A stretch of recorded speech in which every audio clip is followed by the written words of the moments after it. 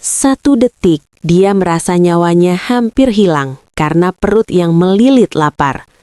Detik berikutnya, dia terbangun di atas kasur sutra seharga ratusan juta rupiah. Siapa sangka, pingsannya seorang gadis pemulung justru menjadi awal dari lamaran paling tak masuk akal abad ini. Benarkah ini keberuntungan atau justru sebuah jebakan? Halo sobat semua, selamat datang kembali di channel kami. Hari ini kami akan menyuguhkan sebuah kisah inspiratif sekaligus mengharukan yang akan menyadarkan kita bahwa takdir Tuhan tidak pernah salah alamat. Sebelum kita masuk ke inti ceritanya, yuk dukung terus channel ini dengan cara klik tombol subscribe, like, dan nyalakan lonceng notifikasinya agar kalian tidak ketinggalan kisah-kisah penuh hikmah lainnya.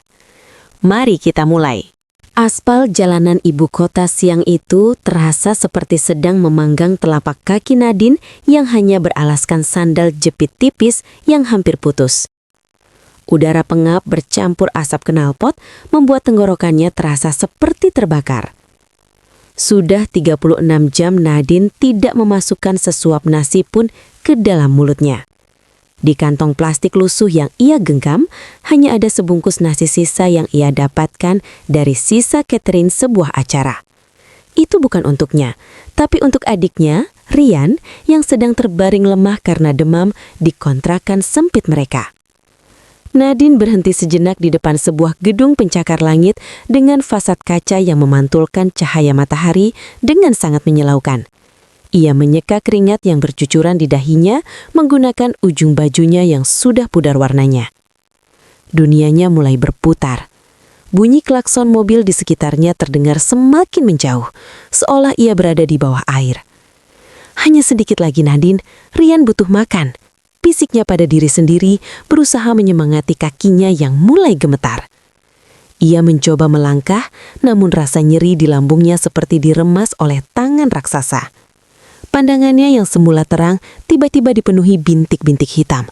Ia melihat siluet sebuah mobil mewah berwarna hitam legam berhenti tepat di depannya karena gerbang gedung tersebut sedang terbuka.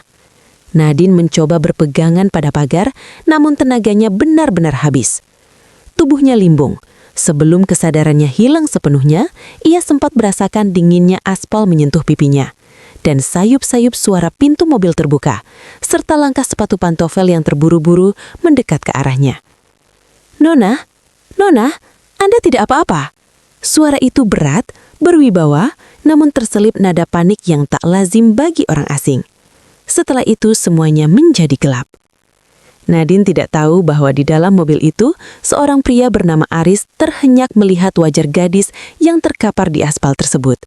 Wajah yang memiliki tahi lalat kecil di bawah mata kirinya sama persis dengan foto kusam yang tersimpan di dalam dompet kulit mewahnya.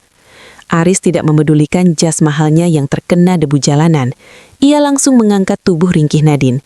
Ia terkejut betapa ringannya tubuh gadis itu, seolah-olah ia hanya mengangkat tumpukan tulang dan kulit.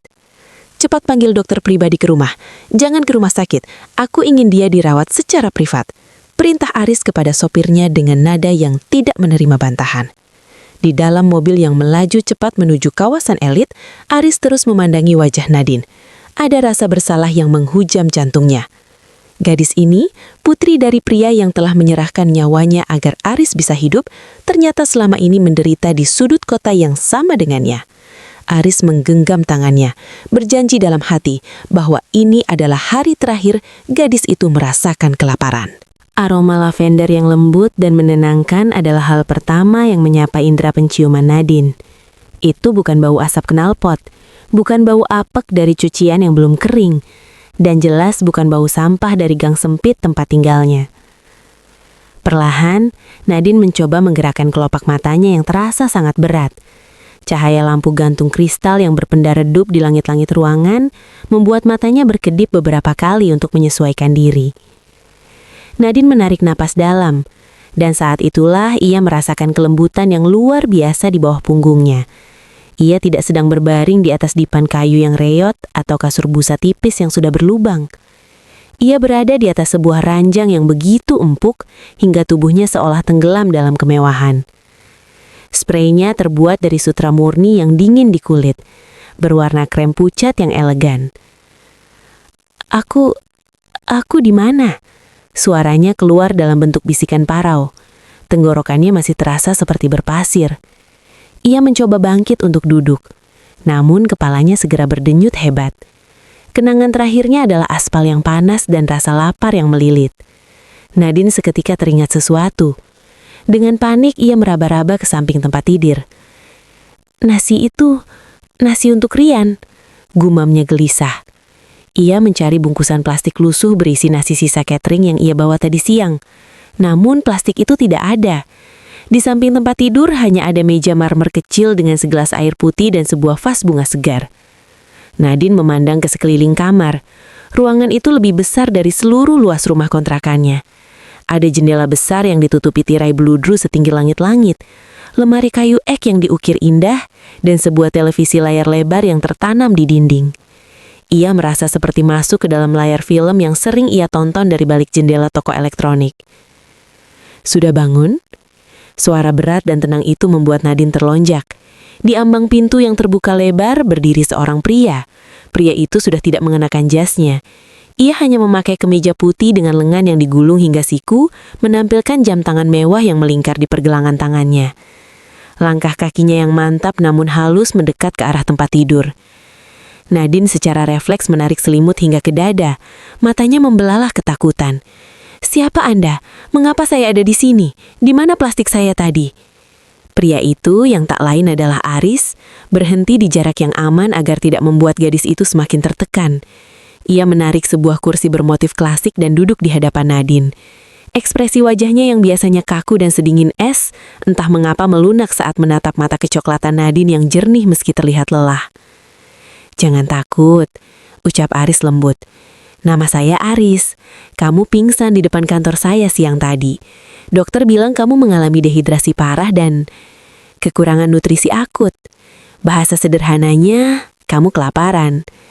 Nadine menundukkan kepalanya, merasa malu luar biasa. Baginya kemiskinan adalah luka yang selalu ia tutupi rapat-rapat. Mendengar orang asing mengatakan bahwa ia kelaparan, rasanya seperti ditelanjangi di depan umum. "Maaf, saya sudah merepotkan. Saya harus pulang sekarang. Adik saya menunggu." "Adikmu Rian?" Aris menyebut nama itu dengan sangat natural, membuat Nadine mendongak kaget. "Bagaimana Anda tahu nama adik saya?" Aris terdiam sejenak. Ia belum siap mengungkapkan semuanya sekarang. "Tadi saat kamu tidak sadar, kamu terus menggumam nama itu sambil memegang erat bungkusan nasi yang, maaf, sudah tidak layak makan. Saya sudah meminta asisten saya untuk menjemput adikmu di kontrakanmu. Dia sekarang sudah berada di kamar sebelah, sedang diperiksa oleh dokter pribadi saya. Dia juga diberi makan dan obat-obatan yang jauh lebih baik daripada nasi sisa yang kamu bawa tadi siang." Mendengar hal itu, air mata Nadine tidak bisa dibendung lagi. Ia menangis sesegukan bukan karena sedih, tapi karena rasa lega yang luar biasa. Beban berat yang ia pikul sendiri selama ini seolah terangkat sedikit. Namun, di balik rasa lega itu, muncul kecurigaan. Mengapa orang kaya sekelas Aris mau melakukan semua ini untuk seorang gadis pemulung seperti dia? "Kenapa? Kenapa Anda menolong kami? Orang-orang seperti Anda biasanya bahkan tidak mau melihat ke arah kami di jalanan." Aris berdiri, berjalan ke arah jendela dan menatap lampu-lampu kota yang mulai menyala di kejauhan. "Karena dunia berhutang banyak padamu, Nadine, dan aku di sini untuk melunasi hutang itu." Nadine mengerutkan kening, tidak mengerti maksud perkataan pria itu. Sebelum ia sempat bertanya lebih lanjut, seorang pelayan berseragam rapi masuk membawa nampan berisi bubur ayam hangat, buah-buahan segar, dan segelas susu coklat. "Makanlah dulu," ujar Aris tanpa berbalik. "Setelah tenagamu pulih, ada banyak hal yang harus kita bicarakan, termasuk masa depanmu dan masa depan Rian." Nadine memandang makanan di depannya dengan ragu. Perutnya memang sangat lapar, namun hatinya penuh tanda tanya. Ruangan mewah ini terasa seperti mimpi indah yang menakutkan, karena ia tahu biasanya setiap mimpi memiliki waktu untuk berakhir. Namun bagi Aris, ini bukanlah mimpi. Ini adalah awal dari sebuah rencana besar yang telah ia susun selama bertahun-tahun untuk membawa Nadine kembali ke tempat yang seharusnya, di sisinya. Nadine menyuapkan sesendok bubur ke mulutnya. Rasanya begitu nikmat, hangat, dan lembut. Untuk pertama kalinya dalam bertahun-tahun, Nadine tidak perlu khawatir apa yang akan ia makan esok hari. Namun, ia tidak menyadari bahwa di luar kamar itu sebuah badai besar sedang menantinya.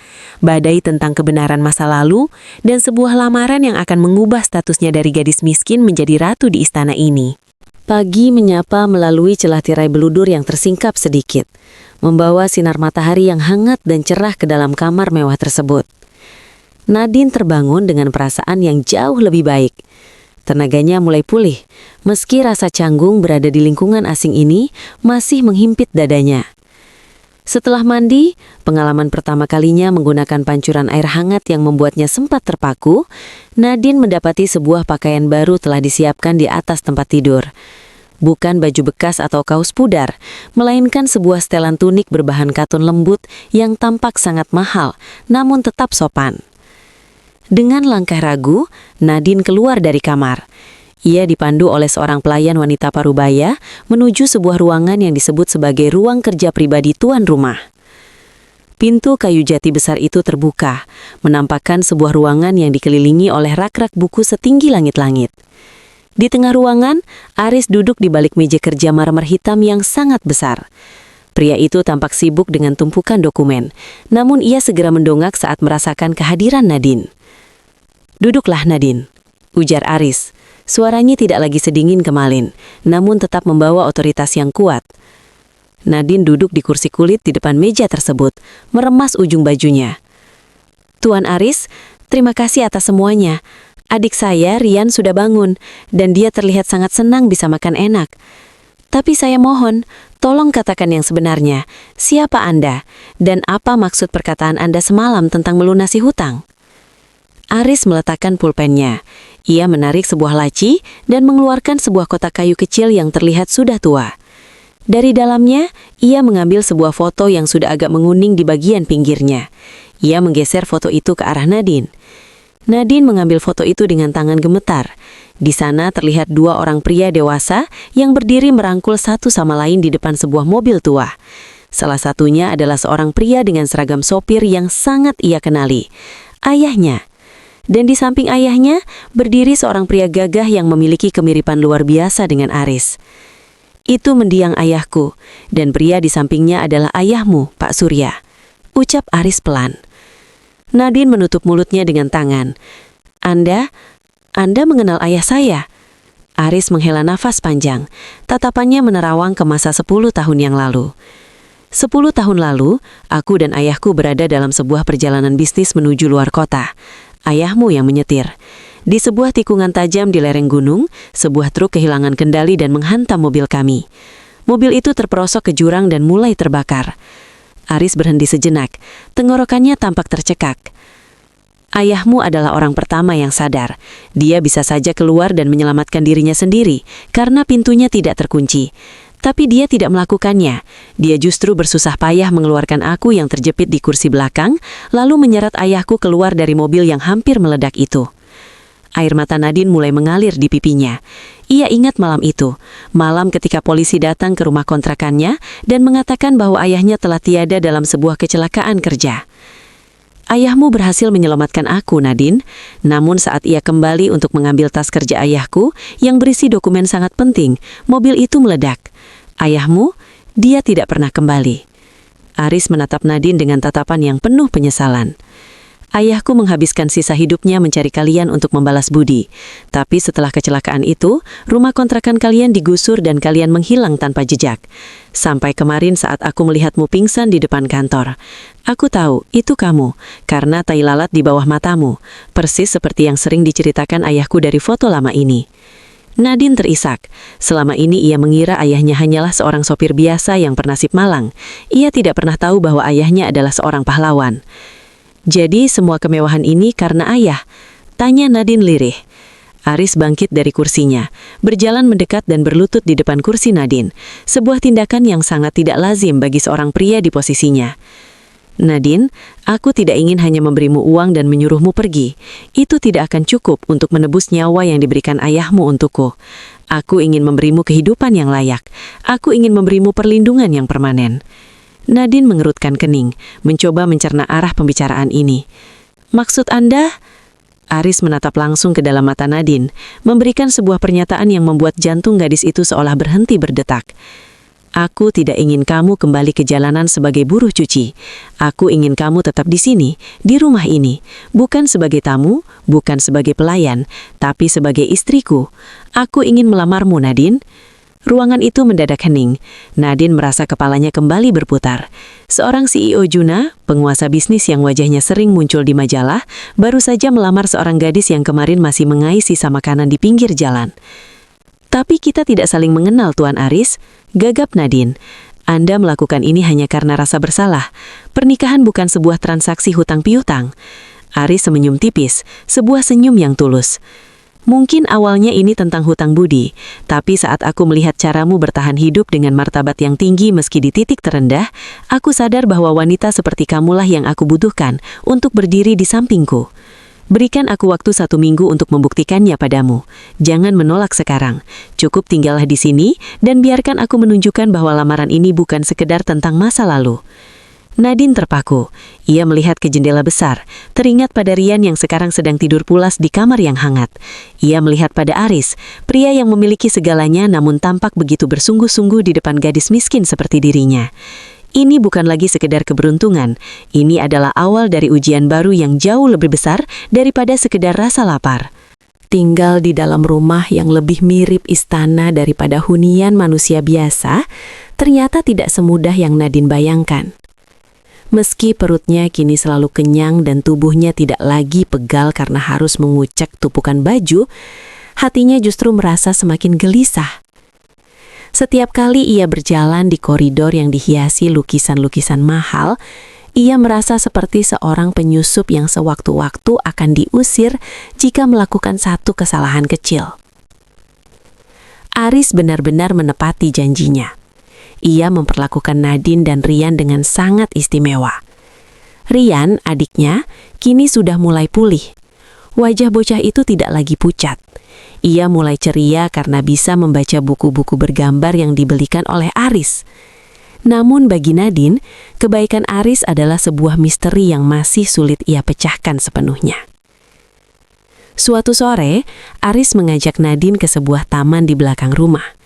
Taman itu sangat luas, dengan kolam ikan koi yang airnya sejernih kristal dan bunga-bunga mawar berbagai warna yang tertata rapi. Kamu terlihat banyak melamun, Nadine, ujar Aris sambil memberikan secangkir teh hangat kepada gadis itu. Nadine menerima cangkir porselin tipis itu dengan tangan sedikit gemetar. Saya hanya masih merasa ini semua tidak nyata, Tuan Aris. Kemarin saya bingung mencari Rp1.000 untuk membeli obat Rian. Sekarang saya duduk di sini dan minum teh yang mungkin harganya lebih mahal dari pendapatan saya sebulan. Aris duduk di sampingnya, melepaskan dasinya agar terasa lebih santai. Panggil aku Aris saja jika kita sedang berdua. Jangan pakai tuan. Itu membuatku merasa seperti orang asing bagimu.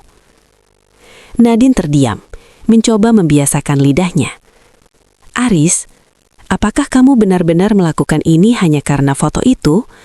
Hanya karena apa yang dilakukan ayahku 10 tahun lalu? Aris menatap ke arah kolam. Matanya tampak menerawang ke masa lalu yang kelam. Awalnya pencarianku memang didorong oleh rasa bersalah. Kamu tahu, Nadine, setelah kecelakaan itu, ayahku menderita cacat di kakinya. Setiap kali dia melihat bekas lukanya, dia akan menyebut nama Pak Surya. Dia merasa tidak berdaya karena tidak bisa menemukan kalian. Sebelum dia meninggal 2 tahun lalu, pesan terakhirnya adalah cari keluarga Pak Surya. Berikan mereka apapun yang mereka inginkan sebagai balasan nyawa yang diberikan ayahnya padaku. Aris menoleh ke arah Nadine. Tatapannya mengunci mata gadis itu. Tapi setelah melihatmu langsung, tujuanku berubah. Aku tidak lagi ingin sekedar memberikan uang. Aku ingin menebus tahun-tahun penderitaan yang harus kamu lalui karena kehilangan seorang ayah yang seharusnya menjadi tulang punggungmu. Aku ingin menjadi pengganti pelindung itu, dalam bentuk yang berbeda. Nadine menunduk, air mata hampir jatuh. Ayahku melakukannya karena dia orang baik, Aris. Dia tidak pernah mengharapkan imbalan. Jika dia tahu aku menukar jasanya dengan kekayaanmu, mungkin dia akan sedih. Ini bukan pertukaran, Nadine. Ini adalah keadilan, tegas Aris. Namun kehangatan percakapan itu tiba-tiba terhenti saat seorang wanita paruh baya dengan pakaian sangat elegan dan perhiasan yang mencolok berjalan mendekat ke arah mereka. Wajah wanita itu terlihat kaku dan penuh selidik. Dia adalah Nyonya Sarah, ibu dari Aris yang baru saja kembali dari perjalanan luar negerinya. Jadi ini gadis yang orang-orang bicarakan itu. Suara Nyonya Sarah terdengar tajam, membelah keheningan taman. Aris segera berdiri, wajahnya kembali mengeras menjadi sosok CEO yang dingin. "Mama, sudah pulang?" Nyonya Sarah tidak menjawab salam anaknya. Ia justru berjalan mengitari Nadine seolah-olah sedang memeriksa barang dagangan yang kualitasnya diragukan. Tatapannya tertuju pada tangan Nadine yang masih menunjukkan bekas-bekas luka kecil dan kulit yang kasar. "Aris, aku dengar dari pelayan kamu membawa pemulung masuk ke rumah ini. Aku pikir itu hanya rumor," ujar Nyonya Sarah dengan nada menghina. "Dan sekarang aku dengar kabar yang lebih gila lagi. Kamu ingin melamarnya. Apakah kamu sudah kehilangan akal sehatmu karena terlalu banyak bekerja?" Nadine tidak tahan lagi. Dengan suara bergetar ia berkata, "Maaf Nyonya, saya tidak bermaksud mengganggu keluarga Anda. Saya akan pergi sekarang. Saya tidak butuh uang Anda, saya juga tidak butuh lamaran ini." Nadine hendak melangkah pergi, namun Aris dengan cepat menahan pergelangan tangannya. Pegangannya kuat, memberikan rasa aman yang aneh di tengah badai penghinaan itu. "Kamu tidak akan pergi kemanapun, Nadine," ucap Aris tegas. Ia kemudian menatap ibunya dengan sorot mata yang tak tergoyahkan. "Mama, jika kamu menghina Nadine, itu artinya kamu menghina keputusanku. Dan jika kamu menghina Pak Surya, itu artinya kamu tidak menghargai nyawa anakmu yang masih berdiri di sini sekarang."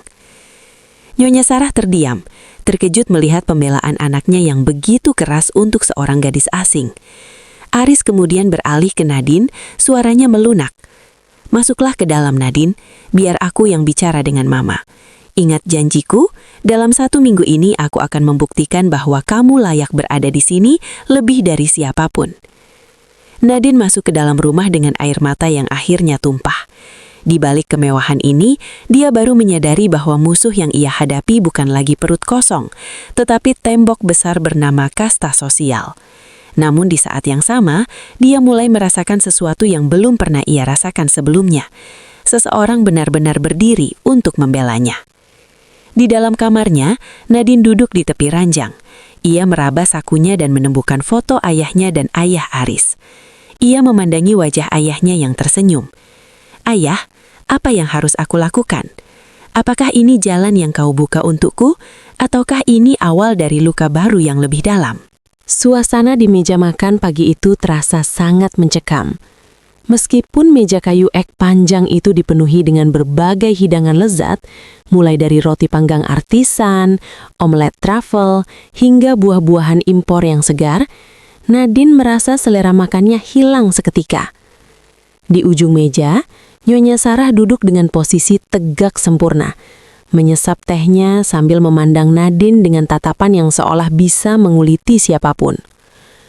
Aris tidak ada di sana. Pria itu harus berangkat lebih awal karena ada rapat darurat di kantornya. Hal ini menjadi kesempatan emas bagi Nyonya Sarah untuk meluncurkan serangan mentalnya kepada Nadine. "Jadi, Nadine," suara Nyonya Sarah memecah keheningan dengan nada yang terlalu manis untuk dianggap tulus. "Karena Aris bersikeras ingin kamu tetap di sini, setidaknya kamu harus tahu bagaimana cara bersikap di rumah ini. Kita tidak bisa membiarkan calon istri seorang CEO bertingkah seperti, ya kamu tahu sendiri, gadis dari pinggiran." Nadine meletakkan garpunya dengan perlahan.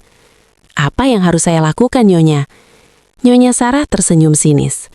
"Malam ini akan ada jamuan makan malam kecil untuk merayakan kepulangan kolega bisnis Aris dari London. Aku ingin kamu yang mengatur semuanya. Mulai dari pemilihan menu, dekorasi bunga, hingga tata letak piring. Jika kamu benar-benar memiliki martabat yang dikatakan Aris, buktikan bahwa kamu bisa beradaptasi. Jika gagal, aku harap kamu cukup tahu diri untuk mengambil cek yang sudah kusiapkan dan pergi dari kehidupan anakku." Nadine menggenggam tangannya di bawah meja. Ia tahu ini adalah jebakan. Bagaimana mungkin seorang gadis yang selama ini hanya mengurus cucian baju bisa mengatur pesta kelas atas dalam waktu kurang dari 12 jam? Namun, jika ia menolak, ia akan membenarkan ucapan Nyonya Sarah bahwa ia hanyalah beban. "Baik, Nyonya, saya akan mencobanya," jawab Nadine mantap. Nyonya Sarah mengangkat bahu meremehkan. "Jangan hanya mencoba, lakukanlah. Kepala pelayan akan memberikanmu daftar kebutuhan. Ingat, satu kesalahan kecil saja akan mempermalukan Aris di depan rekan-rekannya." Sepanjang hari itu, Nadine bekerja tanpa lelah. Ia tidak menggunakan kekuasaannya sebagai calon nyonya rumah untuk memerintah, melainkan ikut turun tangan langsung. Ia belajar dengan cepat dari kepala pelayan tentang jenis-jenis sendok yang membingungkan, urutan penyajian anggur, dan bagaimana menyusun bunga lili agar terlihat elegan, namun tidak berlebihan. Keringat dingin membasahi punggungnya. Berkali-kali ia ingin menyerah, teringat pada Rian yang sedang asyik bermain di taman dengan pengawasan perawat. Namun, bayangan Aris yang membelanya kemarin di depan ibunya menjadi bahan bakar semangatnya. Ia tidak ingin membuat Aris malu. Pukul 7 malam tiba. Ruang makan telah disulap menjadi sangat indah.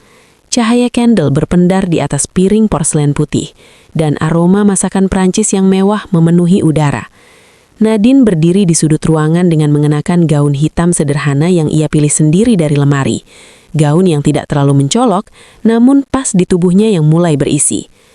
Aris pulang dan terkejut melihat transformasi rumahnya. Ia menghampiri Nadine dan berbisik, "Kamu melakukan ini semua?" Nadine hanya mengangguk kecil. Jantungnya berdegup kencang. "Ibumu yang memintanya."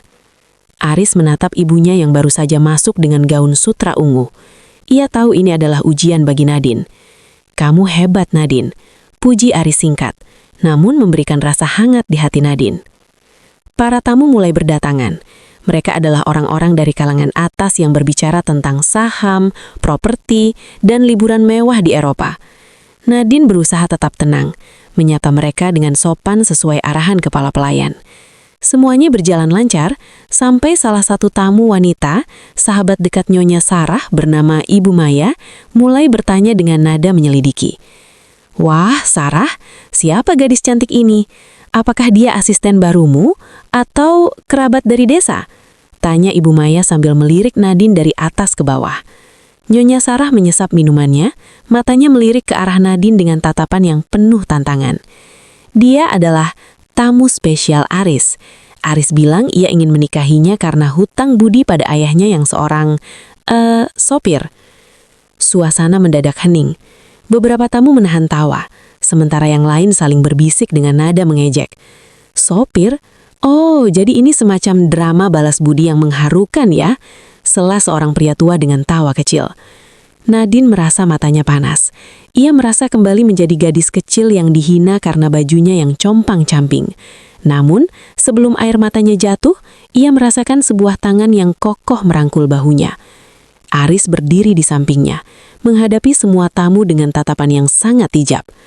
"Kalian benar," suara Aris menggema di ruangan itu. "Ayah Nadine adalah seorang sopir, dan karena sopir itulah, aku masih hidup untuk bisa menjamu kalian semua di sini malam ini. Jika kalian merasa keberanian dan pengorbanan nyawa sebagai sesuatu yang layak ditertawakan, maka mungkin kalianlah yang tidak memiliki martabat di ruangan ini." Para tamu terdiam 1000 bahasa. Nyonya Sarah tampak memucat karena tidak menyangka Aris akan bicara sefrontal itu di depan publik. "Nadine bukan hanya tamu spesial," lanjut Aris sambil menatap Nadine dengan penuh kebanggaan. "Dia adalah wanita yang berhasil menjaga harga dirinya di tengah kemiskinan yang kalian pun tidak akan sanggup membayangkannya. Dan malam ini, dia telah membuktikan bahwa ia mampu memimpin rumah ini dengan sempurna, meskipun ada yang mencoba menyabotase usahanya." Aris kemudian menoleh ke arah ibunya. "Mama, ujian ini sudah selesai. Nadine telah lulus, bukan karena piring-piring ini tertata rapi, tapi karena ia tetap tegar saat harga dirinya diinjak-injak oleh orang yang seharusnya bersyukur atas kehadirannya." Malam itu, setelah para tamu pulang dengan perasaan malu, Aris membawa Nadine ke balkon atas. Udara malam yang dingin terasa menyegarkan. "Terima kasih sudah membelaku lagi," ucap Nadine lirih. "Aku tidak membelamu, Nadine. Aku hanya mengatakan kebenaran." Ia kemudian mengeluarkan sebuah kotak beludru kecil dari sakunya. "Ujian dari ibuku mungkin berakhir, Tapi ujian bagimu untuk menerimaku baru saja dimulai. Aku serius dengan lamaranku. Nadine, bukan karena ayahmu, tapi karena kamu adalah satu-satunya orang yang membuatku merasa manusiawi kembali. Nadine menatap kotak itu, lalu menatap Aris. Ia mulai menyadari bahwa di balik tembok kasta yang dingin ini, ada seorang pria yang benar-benar kesepian, dan sedang menawarkan sebuah rumah yang sesungguhnya. Kehidupan di kediaman Aris mulai terasa lebih tenang setelah malam perjamuan yang dramatis itu. Nyonya Sarah tampaknya memilih untuk menarik diri sementara waktu, mungkin karena malu atau sedang menyusun rencana baru. Namun bagi Nadine, ketenangan ini justru membawa ruang bagi pikirannya untuk kembali bertanya-tanya. Ada satu hal yang selalu mengganjal di hatinya. Bagaimana mungkin Rian, adiknya, bisa bertahan selama ini meski mereka hidup dalam kemiskinan yang ekstrim? Setiap kali Rian jatuh sakit di masa lalu, selalu ada keajaiban kecil. Puskesmas yang tiba-tiba memberikan obat gratis, atau tagihan rumah sakit yang dikatakan sudah dilunasi oleh hamba Allah. Nadine selalu menganggap itu adalah keberuntungan murni sampai pagi ini. Nadine sedang membantu merapikan ruang kerja Aris, tugas yang ia minta sendiri agar tidak merasa menjadi beban saat ia tanpa sengaja menjatuhkan sebuah map berwarna biru tua yang terselip di antara buku-buku besar. Lembaran-lembaran kertas di dalamnya berhamburan di atas lantai marmer. Saat Nadine memungutnya, matanya tertuju pada sebuah nama yang sangat ia kenali, Rian Sanjaya. Itu adalah rekam medis adiknya. Nadine membacanya dengan teliti, jantungnya berdegup kencang. Di sana terlampir riwayat pengobatan Rian selama 3 tahun terakhir. Yang membuat nafasnya tertahan adalah selip pembayaran yang terlampir di bagian belakang. Setiap biaya rumah sakit, setiap botol obat mahal yang dikonsumsi Rian, semuanya dibayar oleh sebuah yayasan bernama Surya Abadi Foundation. Nadine segera mencari tahu melalui komputer di ruangan itu tentang yayasan tersebut. Hasilnya membuat air matanya luruh seketika. Pemilik tunggal dan pendiri yayasan itu adalah Aris Pratama. Jadi selama ini, itu kamu, Bris, bisik Nadine pada ruangan yang kosong. Rasa haru dan sesak bercampur menjadi satu. Aris tidak hanya menemukannya kemarin saat ia pingsan. Aris ternyata sudah mengawasi dan menjaganya dari jauh selama bertahun-tahun. Pria itu telah memastikan adiknya tetap hidup tanpa pernah menunjukkan jati dirinya, tanpa pernah menuntut ucapan terima kasih, dan tanpa pernah membiarkan Nadine tahu bahwa ada seseorang yang menjadi malaikat pelindungnya di tengah badai kemiskinan. Tepat saat itu, pintu ruang kerja terbuka. Aris masuk dengan langkah terburu-buru, tampaknya mencari dokumen yang terjatuh itu. Ia terpaku saat melihat Nadine berdiri dengan air mata yang membasahi pipi, memegang rekam medis Rian. "Nadine, aku bisa jelaskan," ujar Aris, suaranya terdengar sedikit panik. Ini adalah pertama kalinya Nadine melihat pria yang selalu tenang itu tanpa gugup. "Kenapa, Aris?" tanya Nadine dengan suara bergetar. "Kenapa kamu melakukan ini selama 3 tahun dan tidak pernah mengatakan sepatah kata pun padaku? Kenapa kamu membiarkan aku merasa sendirian di dunia ini, padahal kamu ada di sana, membayar semua nafas yang diambil adikku?" Aris menghela nafas panjang. Ia mendekati Nadine dan mengambil map itu dari tangannya. "Jadi kamu tidak merasa berhutang budi padaku, Nadine? Aku tahu betapa keras kepalanya kamu. Jika aku datang 3 tahun lalu dan memberikan uang secara langsung, kamu pasti akan menolaknya. Kamu akan menganggapnya sebagai sedekah, dan aku tahu itu akan melukai harga dirimu." Aris menatap Nadine dengan tatapan yang sangat dalam. "Aku ingin menolongmu dengan cara yang paling tidak menyakitimu.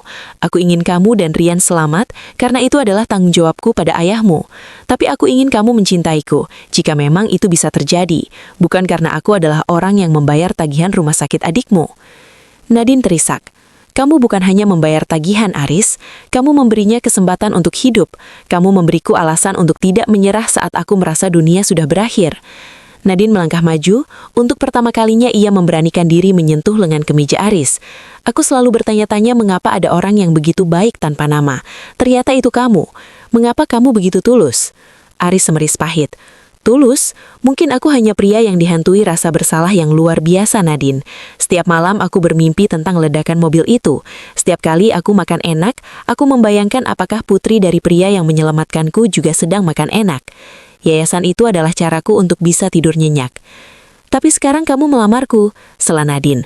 "Setelah semua yang kamu lakukan, kamu masih merasa perlu menikahiku untuk melunasi hutang itu.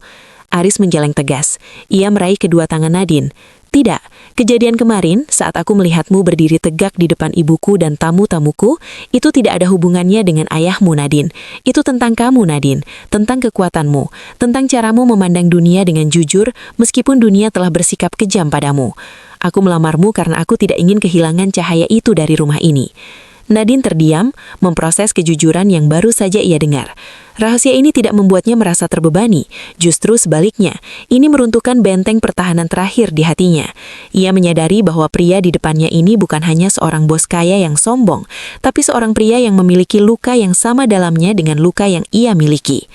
Namun di tengah momen emosional itu, ponsel Aris berbunyi, pesan singkat masuk dari asistennya. Wajah Aris mendadak berubah menjadi sangat serius dan tegang. "Ada apa?" tanya Nadine cemas. "Ibuku," jawab Aris singkat. "Dia mengundang seluruh keluarga besar dan pers untuk acara makan malam besok. Dia ingin memaksaku mengumumkan pertunangan dengan wanita pilihan-pilihannya, putri dari rekan bisnis terbesarnya, sebelum aku sempat meresmikan hubungan kita." Nadine tersengu. Ujian yang sesungguhnya telah tiba. Nyonya Sarah tidak akan menyerah begitu saja. Dia menggunakan kekuatan publik dan keluarga besar untuk menjepit Aris. "Apa yang akan kamu lakukan?" tanya Nadine lirih. Aris menatap Nadine dengan keyakinan yang baru. "Aku akan memberikan mereka pengumuman yang tidak akan pernah mereka lupakan. Tapi untuk itu, aku butuh kamu bersamaku. Bukan sebagai gadis yang pingsan kelaparan, tapi sebagai wanita yang akan memimpin perusahaan ini bersamaku." Malam itu, Nadine menyadari bahwa perjuangannya belum usai. Ia harus bersiap menghadapi panggung yang lebih besar, di mana seluruh dunia akan menghakiminya. Namun kali ini, ia tahu bahwa ia tidak akan pernah benar-benar sendirian lagi. Berikut adalah kelanjutan kisah Nadine dalam bab 7.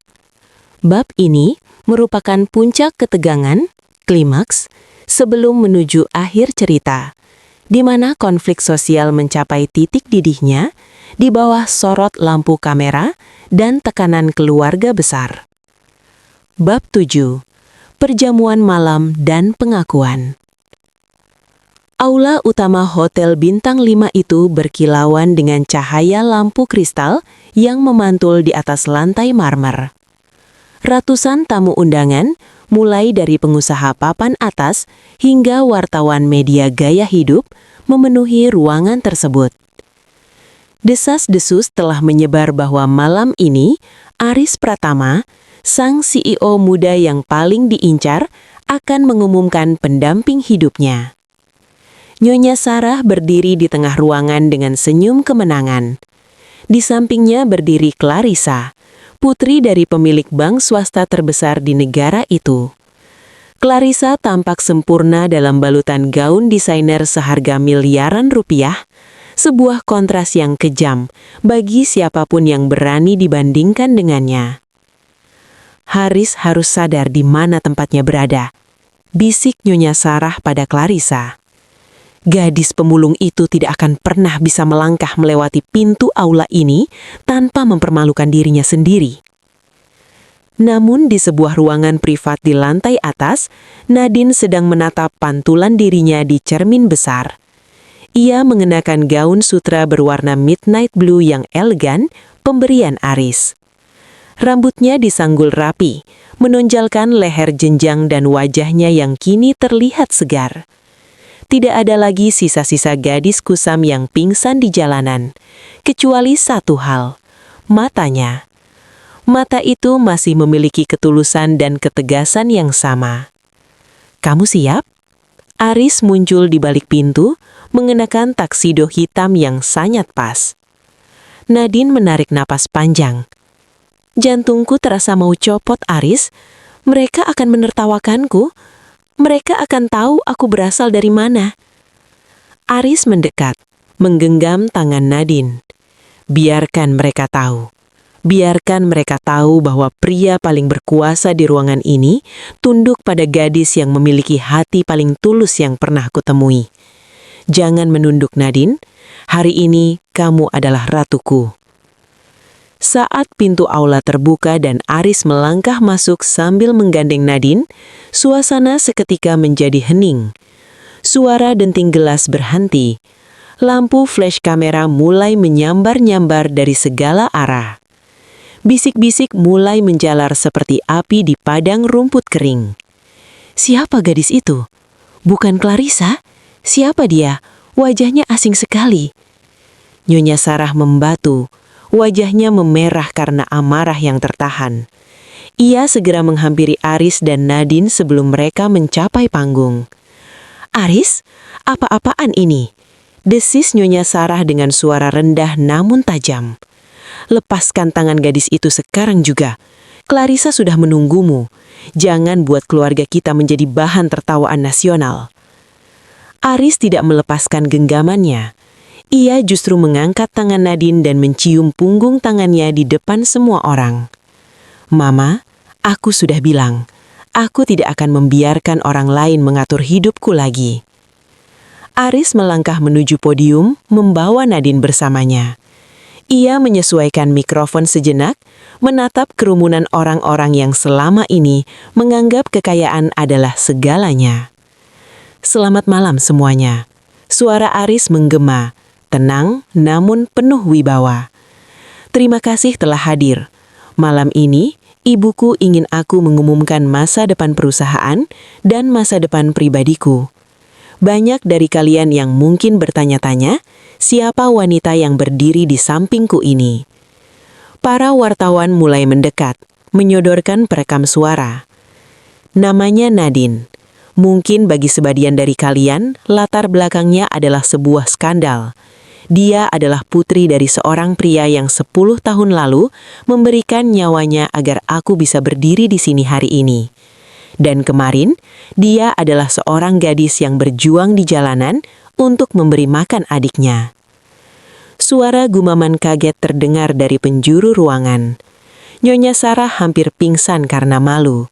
Sementara Clarissa pergi meninggalkan aula dengan perasaan terhina.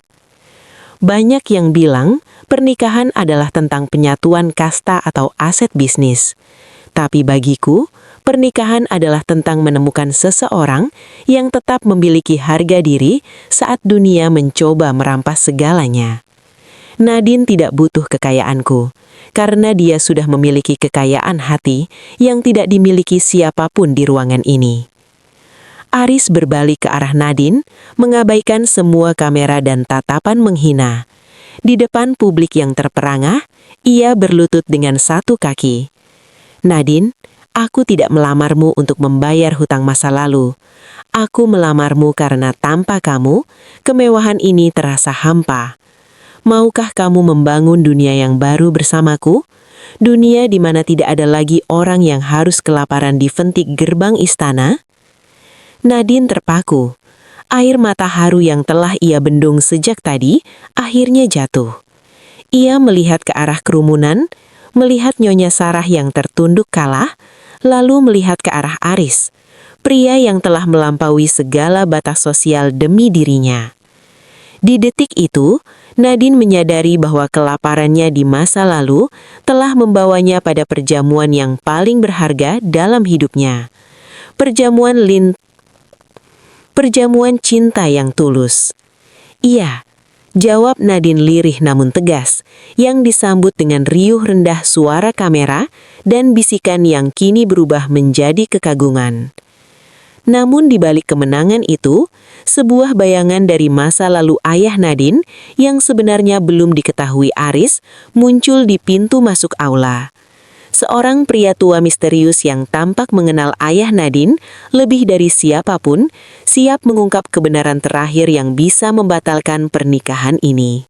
Aula yang semula riuh dengan tepuk tangan, tiba-tiba kembali tegang saat seorang pria tua dengan jas usang namun rapi melangkah masuk. Kehadirannya yang kontras dengan kemewahan sekitar menarik perhatian semua orang. Ia adalah Pak Broto, mantan pengacara keluarga Aris yang sudah pensiun dan menghilang selama bertahun-tahun. "Hentikan pengumuman ini, Aris!" Suara Pak Broto serak namun terdengar jelas di seluruh ruangan. Nyonya Sarah tampak terperanjat. Wajahnya yang tadi pucat kini menjadi putih pasi. Aris mengerutkan kening, tetap melindungi Nadine di sisinya. "Pak Broto, apa maksud Anda? Ini adalah momen bahagia saya."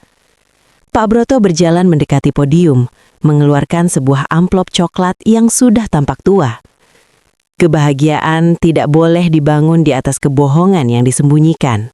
Aris, kamu selalu percaya bahwa ayah Nadine, Pak Surya, meninggal karena kecelakaan murni saat menyelamatkan ayahmu. Tapi, ada satu rahasia yang disimpan rapat-rapat oleh ibumu dan ayahmu selama 10 tahun. Nadine merasakan tangannya mendingin. Ia menatap Nyonya Sarah yang kini gemetar hebat. "Apa maksudnya, Pak?" tanya Nadine lirih.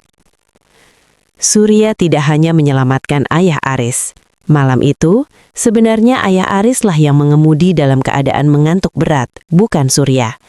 Ayah Aris menabrak pembatas jalan karena kelalaiannya.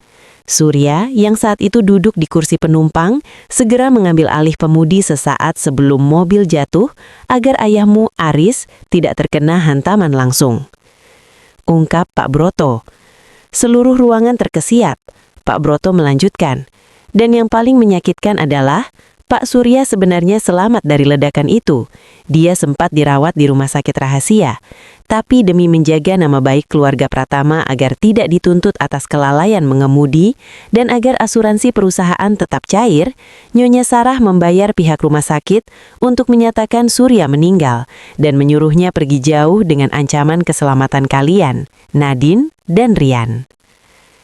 Nadine merasa dunianya runtuh. Jadi ayahnya tidak mati di tempat, ayahnya dipaksa menghilang demi martabat keluarga kaya ini? "Mama, apakah itu benar?" Aris bertanya dengan suara yang bergetar karena amarah dan kekecewaan yang mendalam. Nyonya Sarah jatuh terduduk di kursinya. Air mata penyesalan mulai mengalir. "Aku melakukannya untuk melindungimu, Aris. Aku tidak ingin ayahmu masuk penjara dan perusahaan kita hancur." Nadine melepaskan tangan Aris. Rasa sakit dihianati oleh keluarga pria yang ia cintai terasa lebih perih daripada rasa lapar manapun. Namun, Pak Broto belum selesai. "Surya tidak pernah meninggalkan kalian karena uang, Nadine. Dia terus mengawasi kalian dari jauh sampai dia benar-benar meninggal karena sakit 2 tahun lalu. Uang yang dia terima dari Nyonya Sarah, dia masukkan kembali secara anonim ke rekening Yayasan Aris agar bisa membiayai pengobatan Rian. Dia memberikan segalanya untuk kalian, bahkan identitasnya sendiri." Suasana aula berubah menjadi hening yang memilukan. Aris berlutut di depan Nadine, bukan lagi untuk melamar, tapi untuk memohon ampun. "Nadine, aku tidak tahu. Aku benar-benar tidak tahu bahwa keluargaku telah menghancurkan hidupmu sedalam ini." Nadine menatap Aris. Ia melihat kejujuran di mata pria itu. Aris juga korban dari kebohongan ini. Nadine menyadari bahwa membenci Aris tidak akan membawa ayahnya kembali. Ayahnya telah berkorban agar ia dan Rian bisa hidup, dan ayahnya jugalah yang mempercayakan uang pengobatan itu melalui Yayasan Aris. Nadine menarik nafas panjang, menghapus air matanya. Ia membantu Aris berdiri.